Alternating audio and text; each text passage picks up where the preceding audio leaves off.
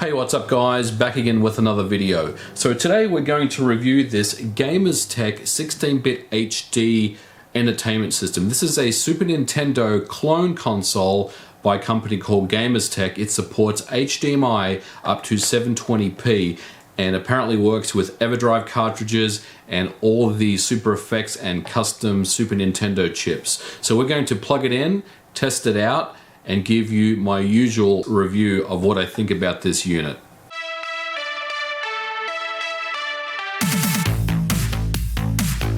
Super Nintendo consoles are all the rage right now, with the SNES Classic Mini and the newly announced Super NT by Analog that's coming out next year. Everyone seems to want to get their hands on a console that they can plug into their HD TVs and relive the classic Super Nintendo era. A company called GamerzTek is about to launch their own system that they are currently taking pre-orders for.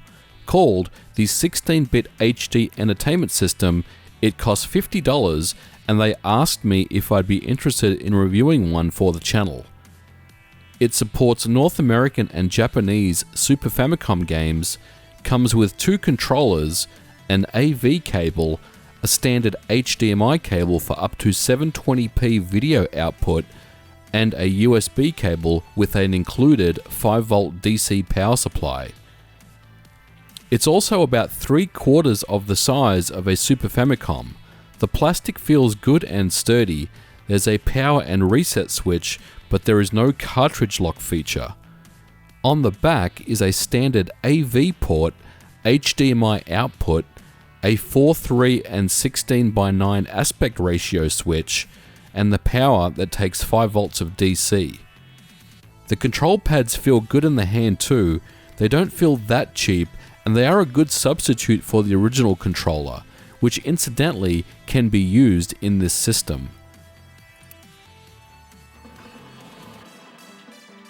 Testing standard AV out into a CRT feels pretty good and authentic.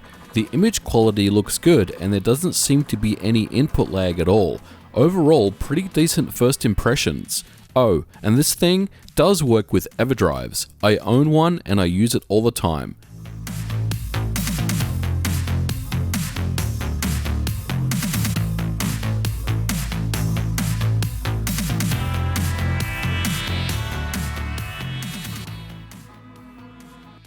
But of course, we don't want this for the AV out, so how's the HDMI? Well, it's okay. These captures look pretty good, but I noticed there was quite a bit of noise on my TV, and that was a little distracting.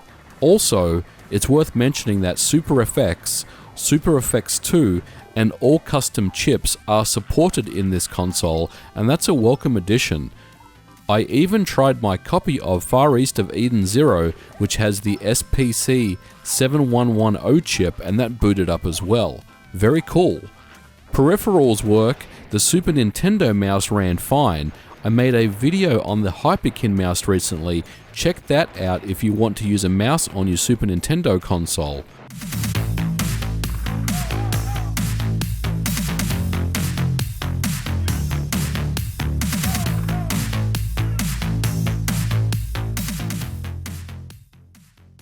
I tried booting a PAL region game and yes, it's confirmed that it's not supported. I don't really understand why it's so complicated to add this feature, or should I say, remove this feature. Now onto the audio. This is where things begin to fall apart and I'm not sure if they can be recovered. Just take a listen for yourself.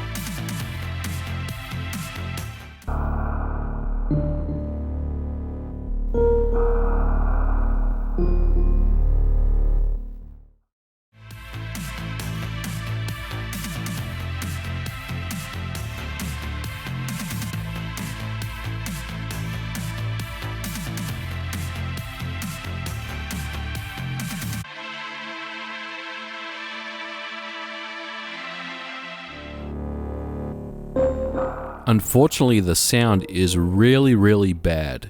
It's distorted and there's no low end at all. Now I know it's tricky to emulate the SPC sound chip, but this is a very poor substitute. And on top of this, the sound is once again in mono.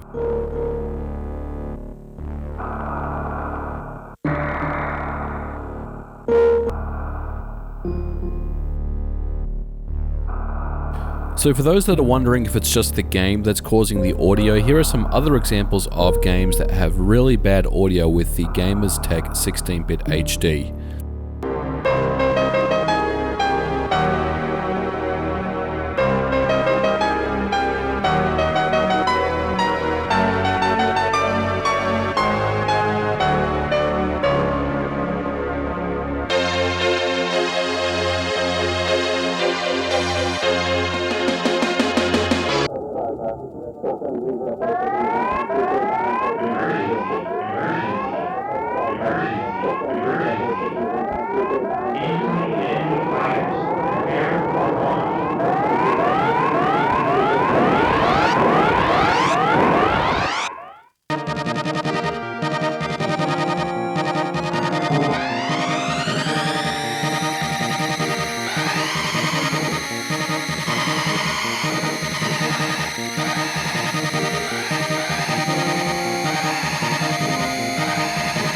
So the next thing we want to do is open up the unit and take a look inside. Is it a cheap Raspberry Pi or emulation or something else? Now getting the case off is pretty easy. Just remove the 4 pads one at a time. Then with a small Phillips head screwdriver, remove each of the 4 screws. Then turn the case back upright and lift the case and the motherboard will be exposed. This is definitely a system on a chip and there's quite a bit more going on here than I originally would have guessed. I think that the 3 main chips here control the emulation, video, and possibly the third one is for the controllers, but I might be wrong. It's also interesting to note that these don't appear to be the traditional Cortex A8 or A7 ARM processors. Okay, so in conclusion, what do I think about the 16-bit HD entertainment system? Well, I think it's pretty average. In fact, I don't think I would actually recommend anyone purchase this. For $50, you're better off spending your money on something better. And I would recommend you either just buy a used Super NES console or a Super Famicom console and buy a SCART cable for that, and even a cheap upscaler like the cheap upscaler that I reviewed on a previous video is a better alternative than something like this. Now, sure, there's a lot of things that I do like about it. I like the convenience of plugging in the power directly into the television via USB port. I like the HDMI output up to 720p. I don't think the image quality is very good. It's very noisy on a TV, on an HD TV. I didn't particularly care for it. Now, as you guys heard, the sound is absolutely abysmal.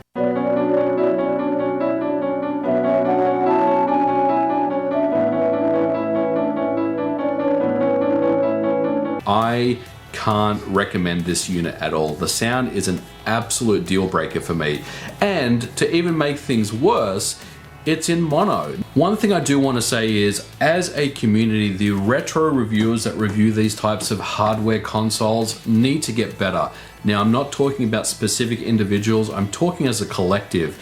But I also would like to see people that do review these types of things really take it under the microscope, rather than say, oh, this is a great unit, I tried 4 different games, they all worked, it feels good, it plays well, pick one of these things up. None of the reviews I saw actually talked about how bad the sound was with this, and that's the first thing that I noticed, how terrible the sound was.